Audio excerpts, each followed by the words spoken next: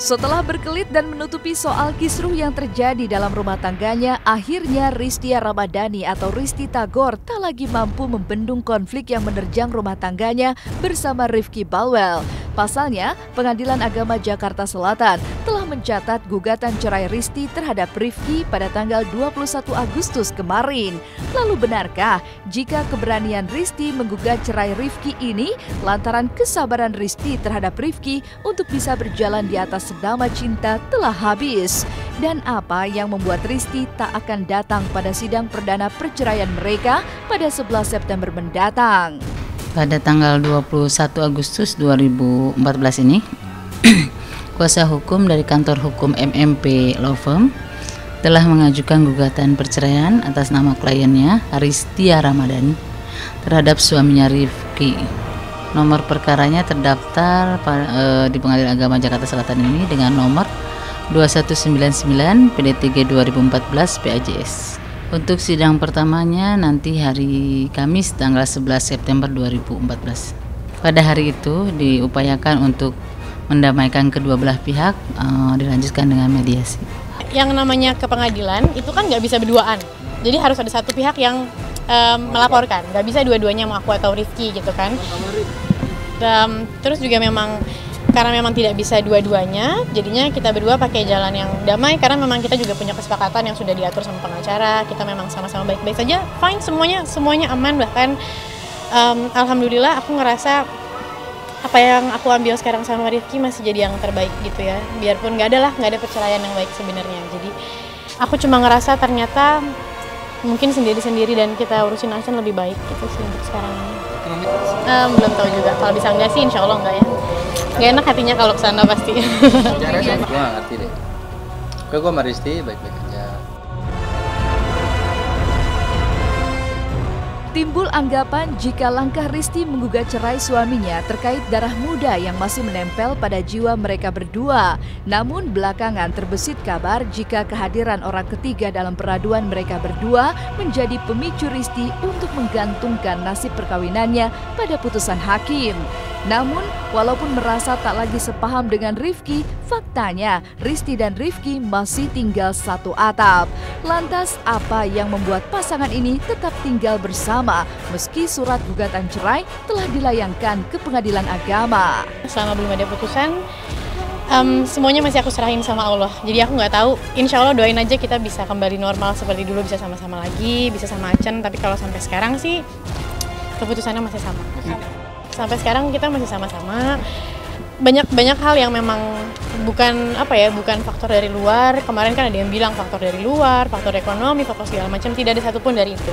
Itu hanya prinsip kita saja yang sekarang ternyata memang sudah lain. Karena memang buat aku, karena kita sama-sama sangat mencintai Arsen, lebih baik kita begini sekarang. Gitu doang sih, itu lebih baik. Ya pastilah, sayang tuh pasti ada ya. Apalagi kan aku bilang, ngelihat Acen tuh yang ngelihat Rifki kan Acen kan persis banget sama Rifki, ya pasti sayang sama Rifki, sayang sama Arsen. Ya gue gak ngerti gimana, tapi kondisinya gue sama Risti asik-asik aja, baik-baik aja, makanya gue minta doain aja yang terbaik. Ya kalau jodoh gak bakal kemana. Upaya Risti Tagor menggugat cerai suaminya juga telah dilakukan terlebih dulu oleh Marsyanda yang masih menjalani proses cerainya dengan Ben Kasyafani di Pengadilan Agama Jakarta Pusat. Proses cerai yang diiringi dengan berbagai macam konflik ini rupanya belum bisa memutus hubungan antara Ben dan Caca sepenuhnya. Alhasil, Ben pun merasa terkatung-katung dengan statusnya lantaran dalam sidang kemarin yang seharusnya menghadirkan saksi dari pihak Marsyanda harus ditunda hingga minggu depan.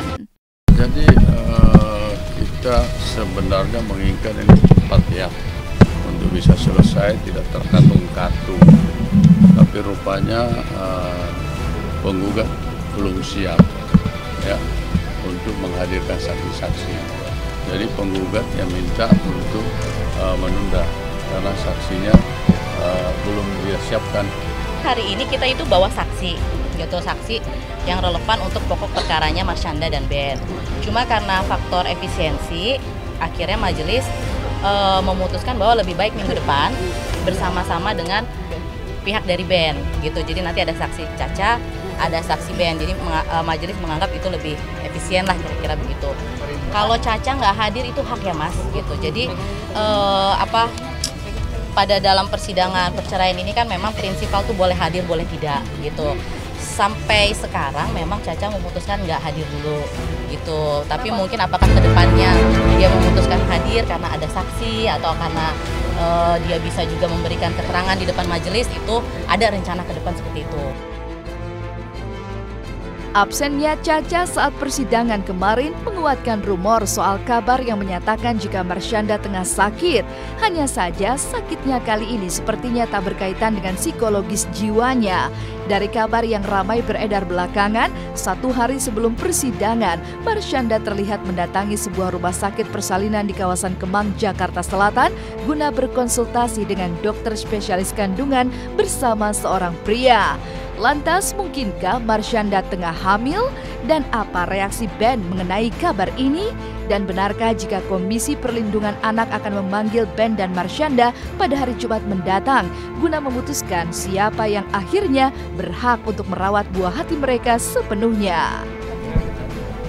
Jadi itu berita-berita aja lah ya. Jadi itu kan tanya sama yang membuat berita, jangan tanya sama Ben, kasihan dia nanti. Kalau itu validitasnya kita masih belum tahu ya Mas ya, gitu. Masalah rumor-rumor itu kan sepanjang ini kan memang banyak ya. Tapi pasti ada dong Mbak komunikasi dengan kalau Pak Oce atau dengan yang jelas Marsyanda itu sekarang lagi menenangkan diri gitu kan, dia lagi mau ya tenanglah, santai gitu, dan orangnya rileks gitu. Jadi selama ini komunikasi dengan kita juga sangat baik.